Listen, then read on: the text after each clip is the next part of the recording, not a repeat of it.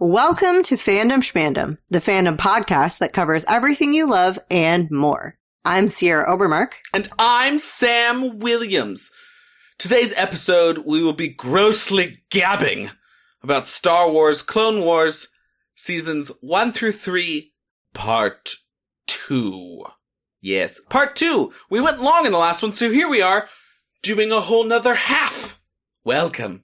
Keep your finger on the pause button and rewind that tape. It's the prestige category. What did we notice on this watch through, other than everything else that we just said? What's notable? I have just a couple little fun ones. I've got a bad feeling about this. It's said 10 times. Nice. Over the first 3 seasons. See, it doesn't have to come in every single Star Wars thing you've ever seen ever. My goodness. We get Fives makes a Han Solo reference, which is absolutely fantastic. I'll have the quote a little bit later, but there's a Han Solo reference in there. My own personal note is that the Arcona and the Rhodians have the best eyes in the galaxy. They have galaxies in their eyes. They're so pretty. What happened to Greedo? Oh my gosh. Yeah. He's got nothing. His eyes are dead. Here's Greedo. Okay, and then now he's gone. He's got no galaxies in his eyes. He's just, I know. He's dead-eyed before he's dead. Oh. Then we also get Tarkin.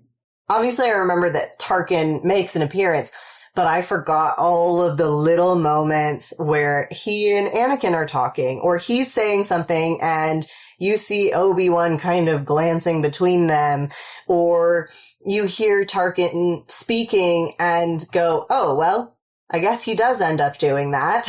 And I guess that is how that ship will be run. And it's very interesting with a lot more knowledge about Tarkin and his role to see him in this tiny little episode, or 2 episodes. Tarkin doesn't make the statement. Anakin makes the statement that Tarkin doesn't believe that the Jedi should be burdened with leading the war effort anymore. And is Tarkin wrong? No, not necessarily. I mean, for the wrong reasons, maybe. He wants to be more extreme. Right. I think on a scale of Satine to Tarkin, neither of them think that the Jedi should be leading the war, but for very, very different reasons. Yeah, seriously. So I think that potentially they're both correct. However, what would they be doing? Mm-hmm. Right. Their role would be very questionable, and everybody would be going, well, then why are the Jedi not helping? Right, they're supposed to be peacekeepers. Mm-hmm. So how do they do that? I think they would be more like what they're supposed to be at the beginning of Phantom Menace. Yeah. Here are 2 Jedis coming in to be diplomats. Yeah. And that's what they should be doing the whole time. They should be trying to have balance between the 2 sides and hear everybody's complaints, not fighting for one, which is hard when they've sworn sort of an allegiance to the Republic. Right. Yeah. But also not keeping Wookiees out of slavery for whatever reason. Yeah, that's fine. I mean, because there's Chewbacca who appears. And that's the only one Wookiee you need to see, ever. Ever. There's no other Wookiees. It's not a thing. It did surprise me. Everybody, when they see him, is absolutely gobsmacked to see a Wookiee. And there's even, I believe, 2 characters who were like, what is that? I was like, how do you not know? Like, they're a very obvious species. Is their population small? Do they not leave their planet a ton? Obviously, there isn't like a Wookiee Jedi at the moment, even though there have been historically. Like the High Republic has, what is his name? Lobaka? Buriaga Agaburi. So, yeah, Buriaga in the High Republic. But then there's also in Acolyte, there's one as well. So yeah. With some real Shrek-like energy. When you watch that, you'll know exactly what I mean. Yes. So where I am in the show right now, I saw him walking. So I got a little bit of the vibe, but haven't properly met. Excellent. Yet. It ends an episode. The episode ended and I looked over at my wife and I went, what are they, parodying Shrek? I think that's maybe what I saw. Is it when he throws out the 2 pirates? Yeah. Yeah, that's she's Shrek. Get out of my swamp. Get out of my swamp. Whee! My last little silly thing that I noticed, in the Trandoshan trophy room at the very end of season 3, there is a crystal skull, a la Indiana Jones and the Crystal Skull. I think that's a direct reference to George Lucas's other works, for sure. It absolutely has to be, and it cracked me up. I love it so much. I was very excited to see it there, because I was going, wow, they're in like a trophy room. I wonder if there's anything in a crystal skull. So I have no silly anecdotes and only very serious things to discuss about the balance is being great. Brought into the Star Wars world via these 3 seasons. Number 1, most controversially, it has never been clearer than this watch of Clone Wars for these 3 episodes that Luke was right in The Last Jedi when he says it's time for the Jedi to end. I'm in wholesale agreement that the Jedi Order as it exists right before Revenge of the Sith needed to die. Now, we know that Luke knows a little bit about the Republic's history and how Palpatine rose to power, right? That's kind of contemporary life. That's like if you were born in 2010, what were the 90s like? You would know a bit of how that stuff happens. And we know that Luke did not read the ancient Jedi texts because Yoda specifically asks him, read them, did you? Page turners they are not, right? So we know that he hasn't really studied the old Jedi Order. And he knows the way of the Force through Yoda and Obi-Wan Kenobi. But the Jedi Order is in disarray. As I said, they have too many parameters. That's remember, don't get sued, aka don't join the dark side. And that's their main concern for everything is avoiding the dark side at all costs. Then you have people like Mace Windu, who's learned to wield the dark side of somebody else against them, right? So he's a little bit more in touch with what's going on. We get Obi-Wan, who starts to train after facing a double-sided lightsaber on how to face down multiple lightsabers. Again, a lost Jedi art. We know that Rey goes and finds force healing later on, which we do see in this episode, in these 3 seasons, and we'll get that when we talk about Mortis. But the Jedi Order is dispassionate, apathetic, way too involved in violent conflict, not trying to balance the universe at all, and caught up in political turmoil. It is interesting to me that in Master and Apprentice, Qui-Gon says we should stop slavery, and Yoda's like, nope. What? Is the light side not about serving the good? Right. But then Yoda makes this point where it's like, well, are we to rule? And it gets political immediately. If the Jedi start making all the decisions, we're ruling. Right. Versus, and then in that same sort of conversation, he says, Qui-Gon, would, these spider aliens eat the weakest of their young. Would you go and stop them? And Qui-Gon's like, no, I'm not trying to force human ethics on non-human species. But I think that there are a great deal amount of species who know that slavery is wrong. This isn't ethics from a cultural standpoint. This is a business. Yeah. And yet at the same time, Mace, who I would say is a little bit more in touch with kind of all aspects of the Force and not caught up in Yoda's 800 years of esoteric knowledge and red tape placing that he's done himself. And yet Mace, when he's confronted with the Zillo Beast, the Dugs are trying to exterminate it. And they're like, this is our culture. Would you deny us that? And he's like, heck yes, I will.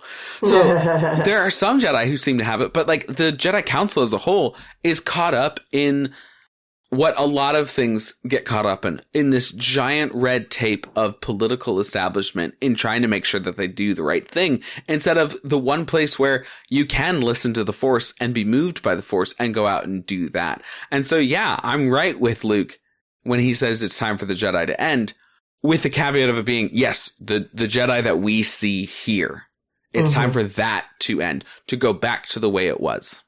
Right.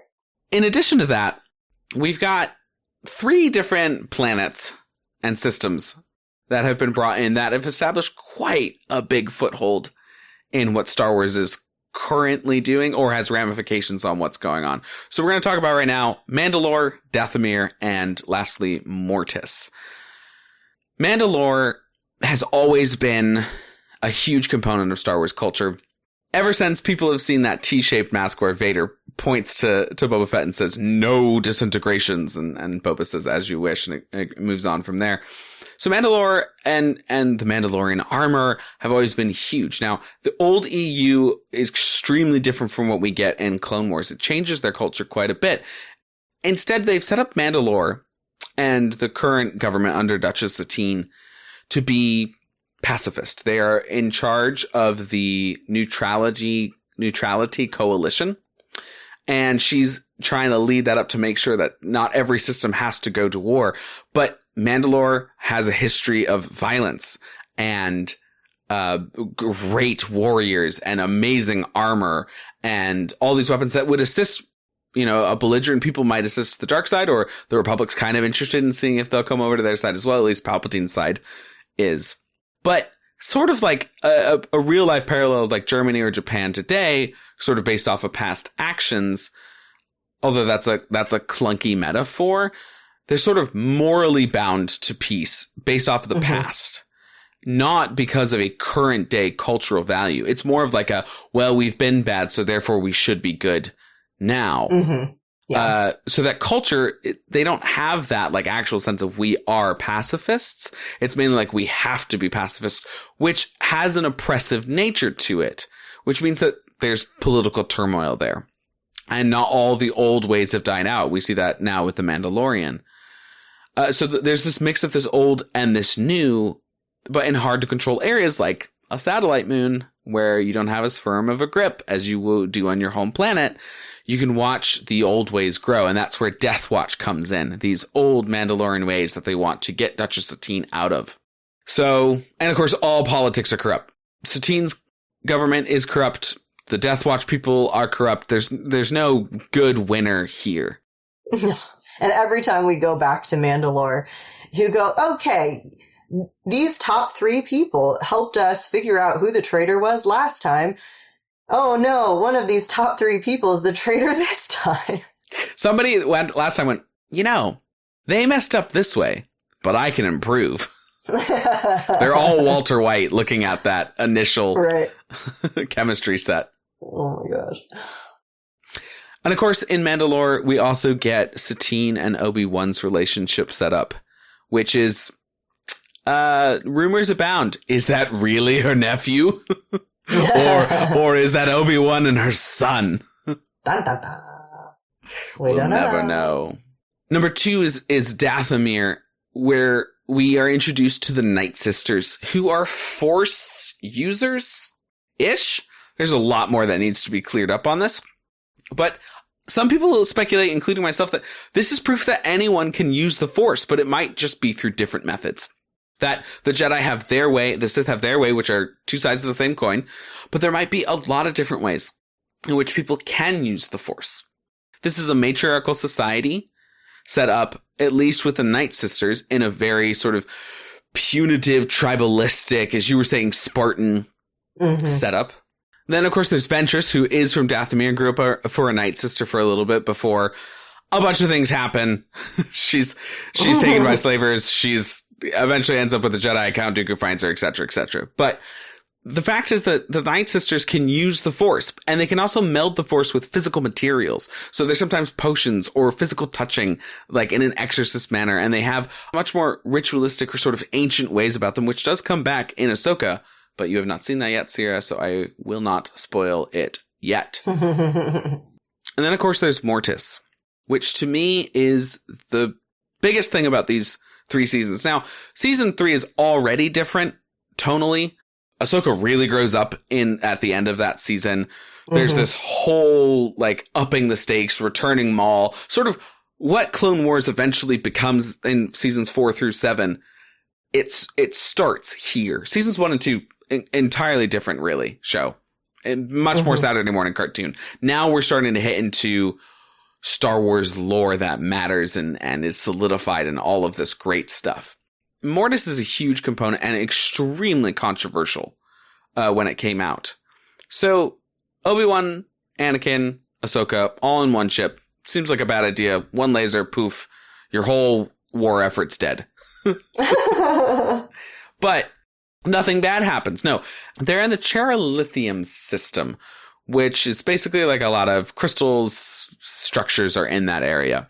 And a giant red crystalline structure pulls them into tract beam, kind of swallows them up whole, and they end up with an access point to Mortis. Mortis is a planet that has been whispered about among travelers, Jedi, Sith, for a long, long time, and is sort of a myth. There are three, some people refer to them as the Mortis gods or the Ones, but three inhabitants of this planet. There's the Father, who's the embodiment of balance in the Force and able to control his children. He's essentially kind of God, and he looks like Dumbledore / Gandalf. But he's dying somehow, which is confusing. There's the Son, who's the sort of physical embodiment of the dark side, or he's super aligned with the dark side, and somehow that affects the whole universe. And there's the Daughter, who is the physical embodiment or aligned with the light side. Interestingly, the Lothal Jedi Temple, which Lothal is this huge planet, it's like the central planet of Rebels, the TV show. The Lothal Jedi Temple depicts these three figures. And of course, we know that that temple is one of the portals to the world between worlds, which, Sierra, you will get to. And for our listeners is, as you guys know, extremely important to a whole section of Star Wars lore. Anakin, Ahsoka, and Obi-Wan arrive. The Father knows Anakin is the chosen one somehow, and essentially proves that by making Anakin use the Force to control both of his children, which only the chosen one should be able to do. He says the point of the chosen one is to take his place, literally, when he dies, on Mortis and keep the balance between his children. Anakin refuses. He's too attached to what he has been doing and needs to go back, which I find fascinating. As this is sort of transpiring, the Son is growing impatient for the Father to die. The Son, the dark side, wants to go and be his own power and nearly kills the Father. And then he tricks Ahsoka into working for him and infects her.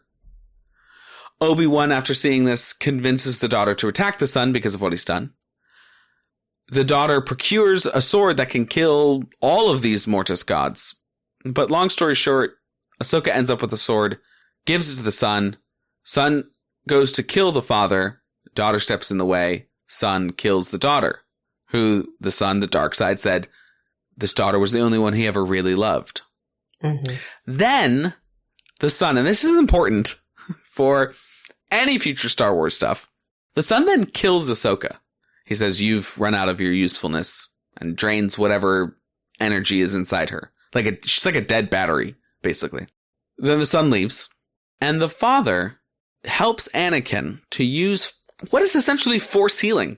We explained in Rise of Skywalker, Force healing is taking your life energy and mixing it into a creature or another being to heal them in some way, shape, or form. And this is precisely what happens.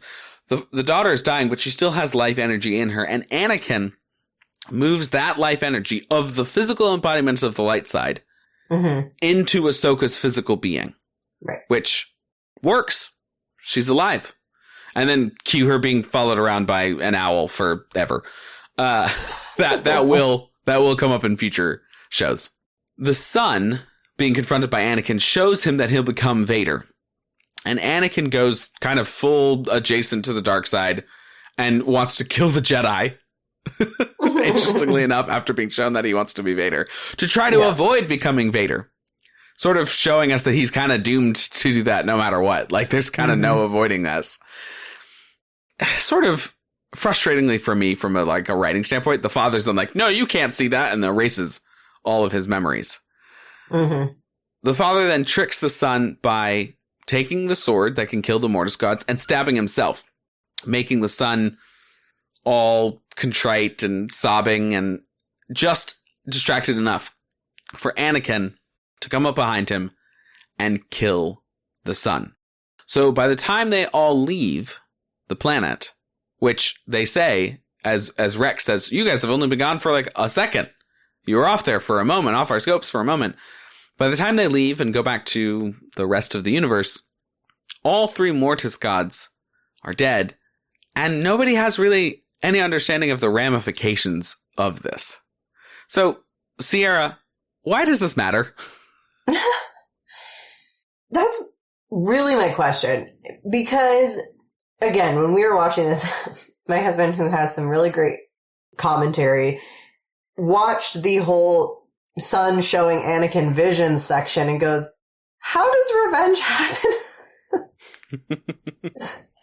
Because how does that work? If he has been shown all these things and he knows the future and he knows all these things are going to happen, how does this occur? It doesn't make any sense. But then the father wipes his memories and my husband was appeased and goes, well, I guess that's one way. So it's a really stupid way to do that. In my not so humble opinion, no. I find that we showed him and then we just got rid of it. It's like finding your sword right at the end to slay the dragon. Oh, my sword got broken, but here's this magic one that can automatically kill this dragon. That's what this feels like. So this whole plot line feels useless, honestly. It has these crazy ramifications and potential for disaster or for good or something. But in the end, it's kind of like, well, I guess that did it. It's almost like and it was a dream and they woke up. Well, and okay, so it has I have an issue because if Anakin had not refused, if he'd stayed and he had become the true chosen one and he had brought balance to the Force, because the planet is the Force. Wildly. And sure. Obi-Wan is the one who's like, by the way, this planet's the Force. How the heck do you know that? Yeah. And I mean, he's getting visions from Qui-Gon and et cetera, and who knows what else he's seen on there. But would that have actually brought balance to the Force? Is the Force not already in balance? That's the father's entire role. So yeah. What is the point of Anakin being there if the father dies somehow and the son and the daughter are left, and the son actually truly cares for the daughter and wouldn't harm her intentionally? Wouldn't they balance themselves out? Well, they can't leave the planet either, right? Like, it's not like he could just can't leave. It's not like he can build a ship out of her corpse. Like, yeah, exactly. So, like, he has to try to stow away on their ship in order to leave the planet. And so that, they have to go back and get him off the ship and whatnot. But it's very frustrating because as soon as the daughter was stabbed, I went, oh, well, they're just going to have to kill all three of them because then everything will be in balance again because they'll be gone. Or, at least the son will have to die because the father can exist on his own and then he's dying anyway. It's a very odd plot line because it really is very much, we showed you your future. Oh, no, we didn't. Oh, Ahsoka's dead. Oh, no, she's not. We were gone for days. You were only gone for a minute. And it feels like nothing. There's a ton of like sort of little kid show elements to this story arc like that you're mentioning. The like, here it is. Nope, we got rid of it. Here it is. No, it's okay. She's back. That are frustrating, but like, okay, fine. Clone Wars is a show for kids, but because this is canonical and because this has not been proved to being a fever dream in any way, shape, or form. Yeah. This is all now canonical stuff. So there's huge ramification questions. Obi-Wan even says that. He's like, this has huge ramifications for the whole universe. And we're like, yeah, man, thanks for like beating to death the subtext here. Yeah. But like how? Like, does if the sun died, would then the light side win? Okay, what's the problem with that? Like, goodness happens more in the universe. How do these two children affect the Force in that way? With all three of them dying, does that now mean that humanity is much more in control? Like the regular people are much more in control of the wills of the Force? Are there other beings, right? Does this have to do with George Lucas's idea of the wills being truly powerful Force gods out there? Now, there's a lot of mystic Jedi, Force, Sith stuff that we have not gotten to in Star Wars and in TV shows. And not that much in books either. That is definitely to be explored. Ahsoka's really the only thing hitting that right now. There's so much in Ahsoka's show that has to do with like ancient Force, mysticism, religion type of stuff. And Rebels touches on it a little bit, especially when we do the World Between Worlds. So I know that we're moving towards that stuff, but it's frustrating because science fiction can be light or heavy. And this has always been science fiction or science fantasy Star Wars. But now you've introduced much more of like a system, but the system makes no sense yet. And so to have this entire storyline where it's like, don't worry, Anakin got rid of everybody. And so now the Force is balanced by who exactly? Yeah. Now there are some interesting ramifications from the show in terms of like Anakin choosing not to be the chosen one, I think is awesome and really cool for his character. And we'll talk about that a little bit more later on. But also the ramification of how Ahsoka is alive and why in some of the future shows that you'll be watching and we'll be talking about, there does seem to be this embodiment of light side following her around. What does that have to do with the Force? How is the Force being affected? There's something in KOTOR 2 that, which is, an old EU video game that's decanonized, but there's ways that you can wound the Force, right? Are we getting into stuff like that? But it's been years since this has come out, and Star Wars has been slow to make much of anything. A lot of things have been said, this is happening, and then canceled. Right. And so I feel a little bit like when this Sagrada Familia started getting built in Barcelona, and people are like, well, I'll never see that in my lifetime. I'm sitting here kind of being like, I don't know if I'm ever going to get the answer in my lifetime about what this episode means, and it haunts me. Ugh. Anyways, that's Mortis. If you guys have any comments or theories, please message us, email us, anything. You don't always have to face down a horde of angry soldiers by yourself. Buckle up, Schmisseners. It's our Sansa is smarter than John category. What is the most important character moment? Not to beat a dead horse, but it's Anakin choosing to not be the chosen one. Right. He literally rejects, I guess, what is supposed to be his destiny because he's attached to Padme, to helping the Jedi, to the war effort. Like, he's people need me. Overbalancing the Force? I mean, to be fair, he's immediately plunged into this very esoteric idea of you're on a planet that is the Force and you will bring balance not explained. And by the way, you're just going to have to stay here for the rest of eternity and your wife will just never know what happened to you. Because this god, Mortis god, dies. So Anakin, is he going to get stretched on eternal life? Or is he going to die when he's 100? Yeah, we don't know. Again, I think, honestly, I don't know who would choose to be the chosen one, given how little information he's given about what that would look like. What does bringing balance to the Force look like? It means me killing the last Sith Lord and then dying. So then there's no one on the dark side? Yeah. Oh, shoot, that's not balanced. Oh, wait. Yeah, it's...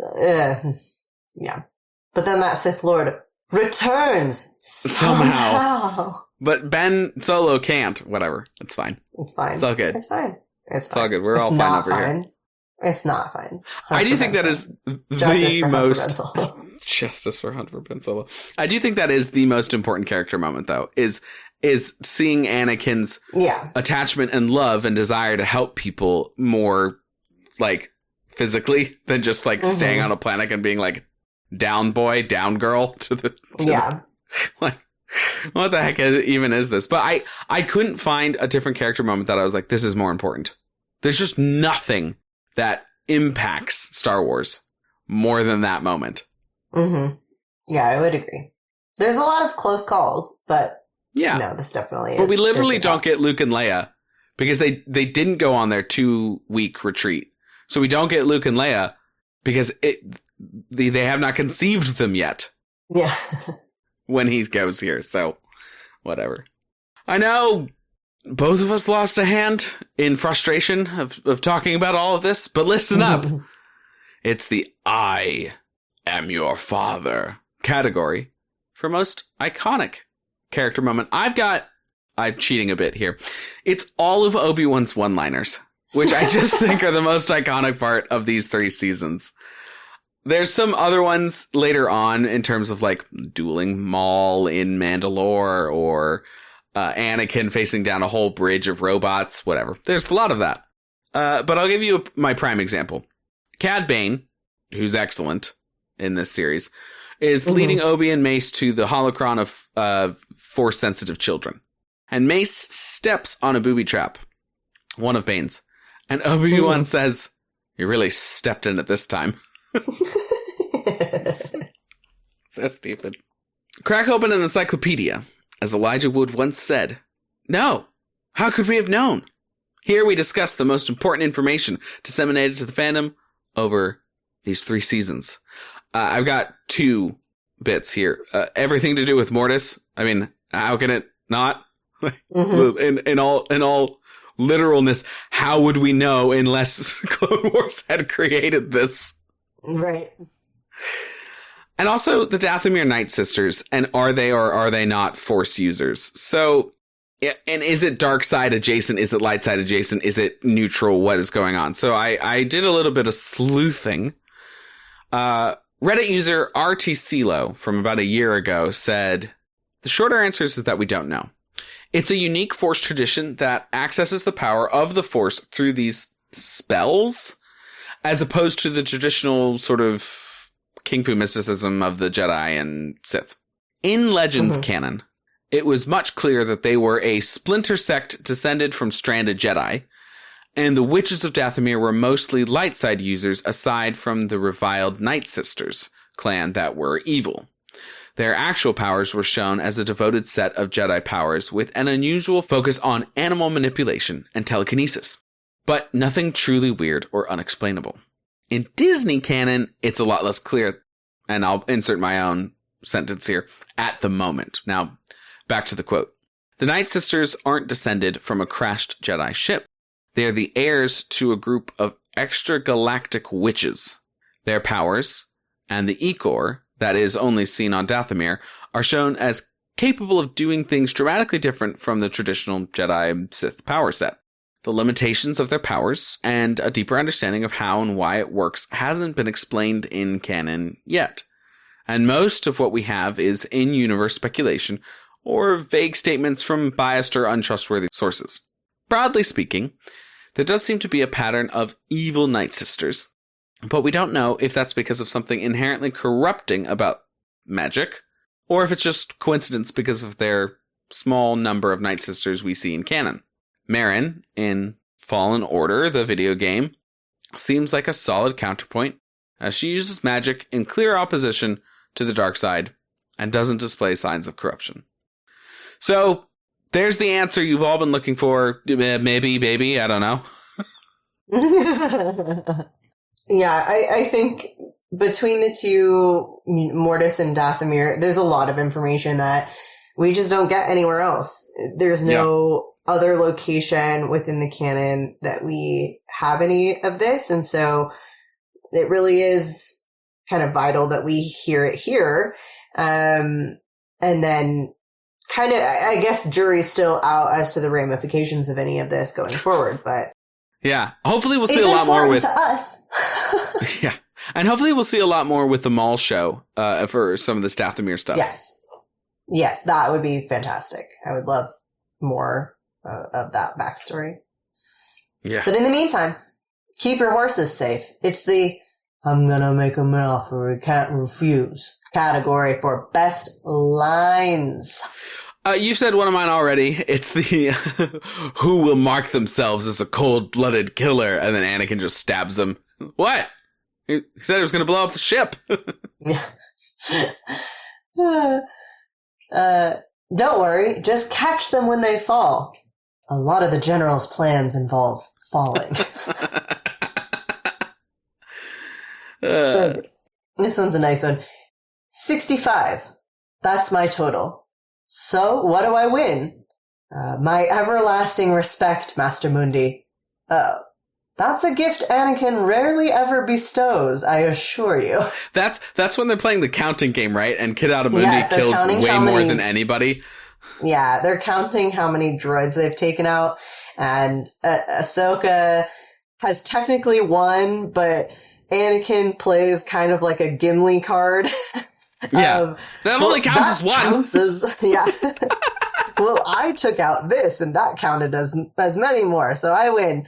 And then Ki-Adi-Mundi reveals that he has significantly more than either of them. Like, way more. They're like in the 20s or something, and he's like, I took out 65. 30s or maybe 40s or something like that. Yeah, and then he comes in with 65. And but yeah, I love Obi-Wan's. That's a gift Anakin rarely ever bestows, I assure you. I do like that line. The quote that I referenced earlier by Rex, I sure hope this thing is safe. I don't want to end up as a wall decoration. When they're getting put into carbonite. They're being put into carbonite to sneak in somewhere. And, yeah, so just a blatant Han Solo reference. Yeah, because the enemy's going to scan the ship for life forms, and it won't show up if they're frozen in carbonite. Exactly. The end of season 3 is crazy on fan references, where it's like, hey, Bosk, hey, Chewie, hey, here's a Han Solo reference, hey, here's Tarkin, and you're just like, right, okay, the originals exist. I get it. I've got one. First of all, if we were picking one, I would pick, I don't want to end up as a wall decoration. That's incredible, and I laughed really hard when I watched the episode. I did too. But I really like this quote just for the ramifications of what it means for Anakin. He's talking to Ahsoka about should the Jedi lead the war effort or not, because Tarkin doesn't think they should. And she says something and he responds, maybe, but we aren't soldiers. We're peacekeepers. The Jedi Code often prevents us from going far enough to achieve victory. And just like, oh, that's a chilling line from Anakin Skywalker. Mm-hmm. Yeah. Dust off that card deck and get ready to shuffle. It's our Joker category. Who is the MVP of these 3 seasons? Sierra? I mean, it has to be Anakin. Right, yeah. How could it not be? How could it not be? My backup option, or potentially a tie argument, would be just the clones as a whole. Maybe not at this time one clone in particular.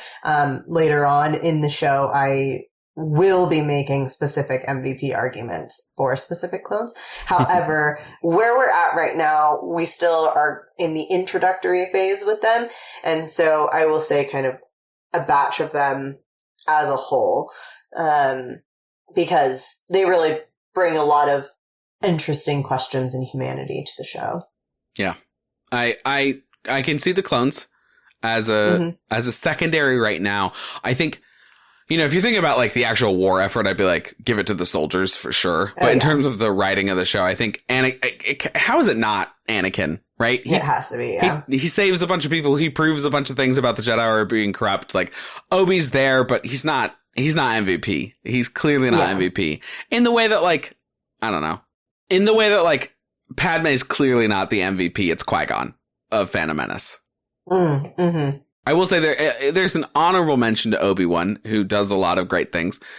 There's less of an honorable mention to Ahsoka, but I'll put her up there. She does a lot of good work. And I will be making specific MVP arguments for her when we get to season 7. I'll tell you what. I tell you what.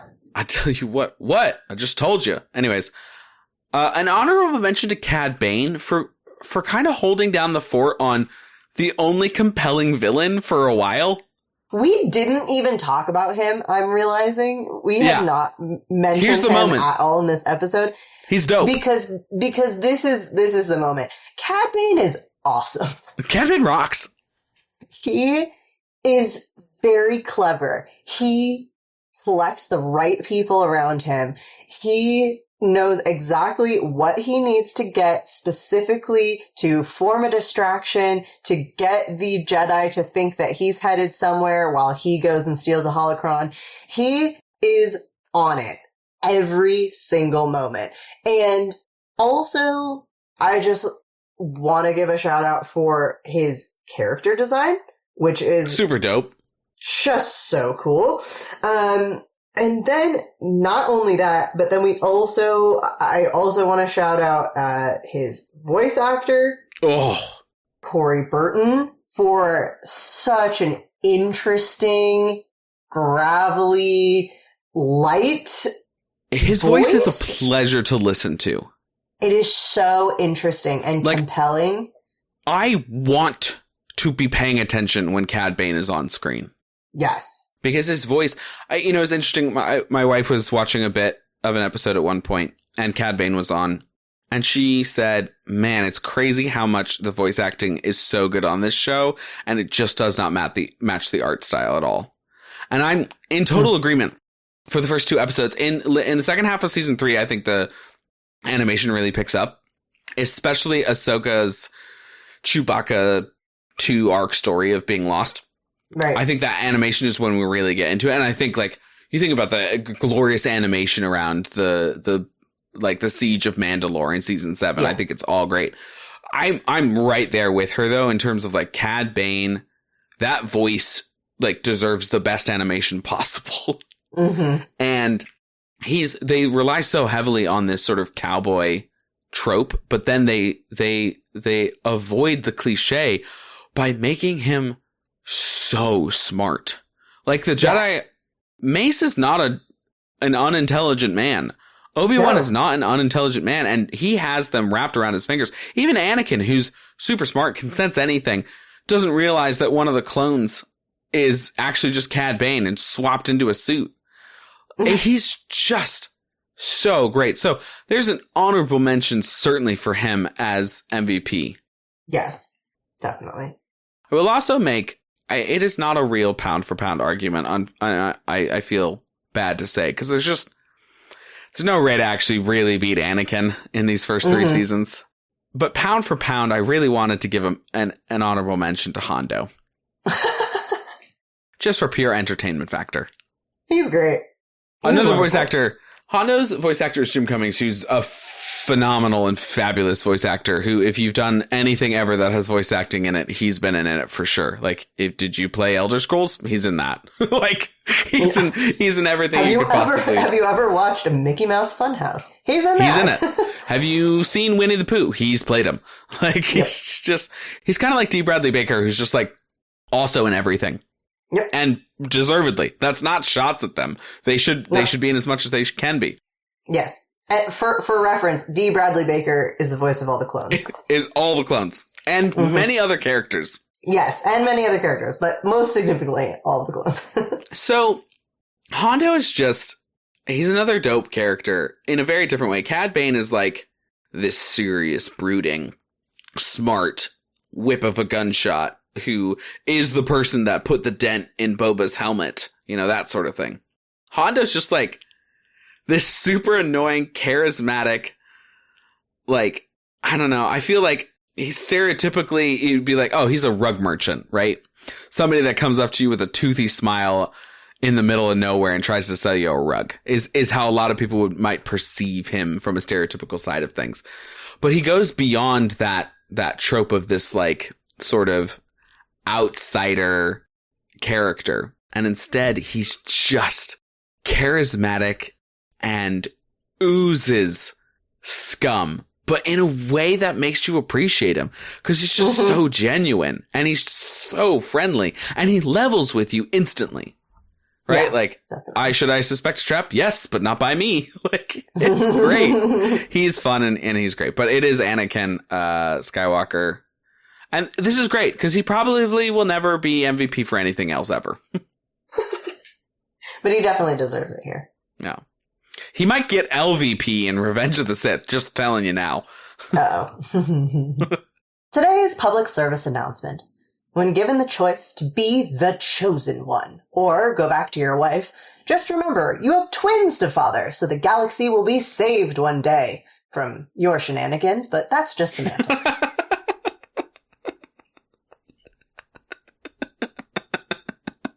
Thank you, dear listeners, for listening to this episode of Fandom Schmandom.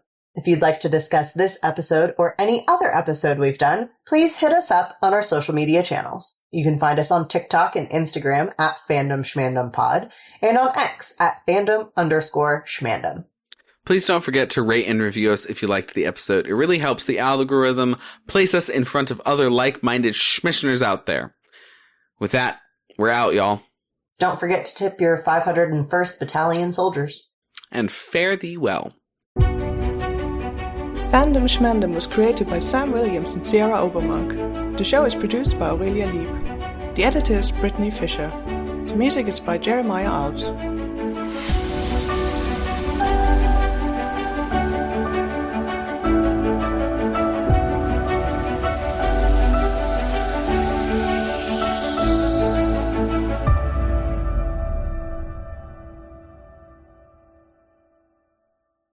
I barely got that first clap in. I was like, why is she counting?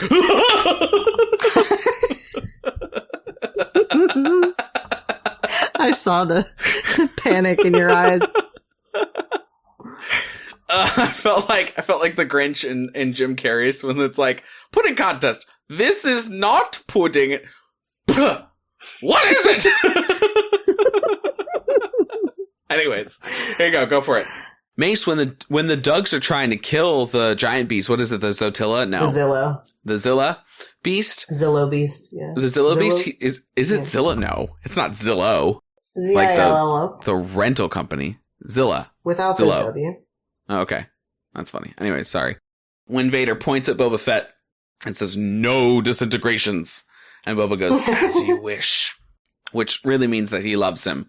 But Boba falls down the hill and becomes a pirate and gets executed and eventually comes back for Vader and rescues him after battling a man left-handed with a sword. So, come on. It was a great reference. It was a little bit of a stretch at the beginning, but yes. As you wish. Yes. All right, cut that out of there, Britt. I got nothing. Sorry. It's It's okay. 1:40 in the morning, and I'm very aware that I have to be awake in 6 hours. I know. Yes. Brittany, don't put that in the pod. You can put me saying this in the bloopers, but you can't actually put what I said. It will leave everybody waiting for more. Okay. Who I'm looking up right now. Hold on. Ba-da-ba-ba-ba-da-da-da. Where is an episode that he is in? I'm trying to find it. Do you know that Google works? Like, you can just type in Cad Bane voice actor. Yeah, His name's Corey Burton. Corey Burton, yo. See, but I found it by going to the hostage rescue episode.